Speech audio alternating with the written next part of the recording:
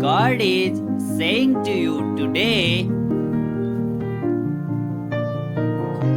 my child,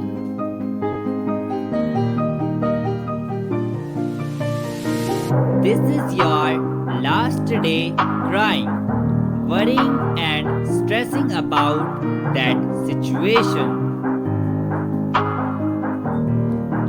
Put it in God's hands. It's already worked out.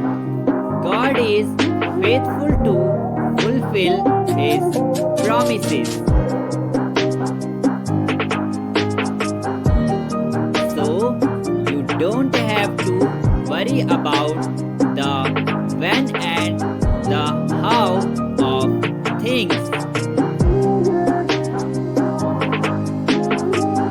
All you have to do is to continue trusting and obeying Him.